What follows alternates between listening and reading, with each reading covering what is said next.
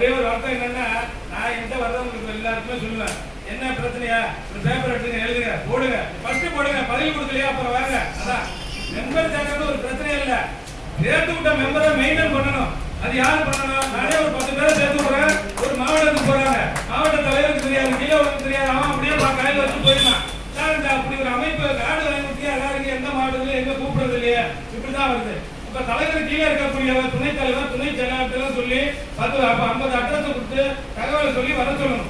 அப்ப வர சொல்லி என்ன செய்யணும், மந்த்லி ஒரு வாட்டி தலைவர் நம்ம வழிகாட்டி தலைவர் இருந்தாலும் தலைவருக்கு அடுத்தபடியாக இருக்கக்கூடிய பொருளாளர், துணைத் தலைவர், ஒருங்கிணைப்பு தொழிலாளர், துணைத் தலைவர் இவர் 2 தலைமையில மாதத்துக்கு ஒரு வாட்டி தகவல் அறியும் உரிமை சட்டத்தை பற்றி தெரிந்து கொள்ள அரிய வாய்ப்பு. உங்களுடைய உரிமைகளை நீங்க தெரிந்து கொள்வதற்காக நாங்கள் வழிகாட்டுகிறோம். அவர்களுக்கு பின்னோட்டு கொடுத்த 10 பேர் வரைக்கும் சொல்லுங்க, அடுத்து 100 பேர் வரும். இதை இதுவரைக்கும் நம்ம செய்யவே இல்லையா? இதெல்லாம் கொண்டு போனா ஈஸியா வளரும். எல்லா துறையிலையும் பாத்தீங்கன்னா நம்ம போய் நின்றுட்டு இருக்கோம். வீட்டு வாய்ப்பு 50 லட்சம் வீட்டை வாங்கிட்டு நம்ம போனோம்னா நின்றுட்டு இருக்கோம். கிளாஸ் உட்காந்து தான் பதிலுவாரு. பொதுமக்கள் பொறுத்து உட்காரத்துக்கு உரிமை கிடையாது. எல்லா துறையிலும் அது மாதிரி இருக்கு. அப்ப நம்முடைய தனி உரிமைகள், தனி மனித உரிமையை தெரிந்து கொண்டு அதை பெறுவதற்கான ஒரு சட்டம் தான் தகவல் அறியும் சட்டம். சார் மீடியாவில் எத்தனை மீடியா தகவல் அறியும் சட்டம் வந்து பொதுமக்களுக்கு சொல்லியிருக்கு, மாணவர்களை இப்படி ரோடு எடுங்க, இப்படி பயன்படுத்துங்க, உங்களுக்கு பட்டா கிடையாது, பயன்படுத்துங்க சொல்லியிருக்கா. இந்த மையத்தை மையமாக வைத்து உருவாக்கப்பட்ட அந்த சட்டம். தலைவர் நடத்த ஏதாவது கத்திக்கு போய் அவர் ஒரு பதவியை வாங்கிட்டு போயிடலாம், இல்ல சார் நடத்தா போயிடலாம், அறிவுத்துறை சார்ந்தா போயிடலாம். இதை எடுத்து மக்கள் பயன்பட வேண்டும், அடித்தட்டு மக்கள் பயன்படுத்த வேண்டும், உரிமைகளை பெற வேண்டும்.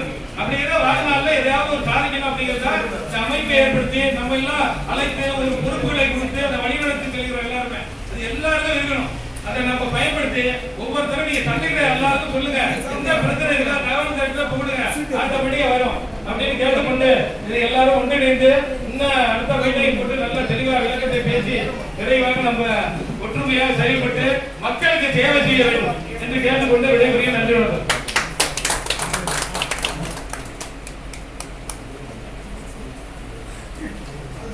அவருடைய பேசும்போது அவங்க என்ன சொல்றாங்க, நமக்காக தான் பேசுறாங்க, தயவுசெய்து கேளு.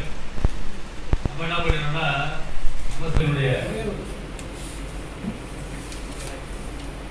வந்து நிர்வாகிகளை பற்றி இந்த மெம்பர்ஸை பற்றி பேசினார்.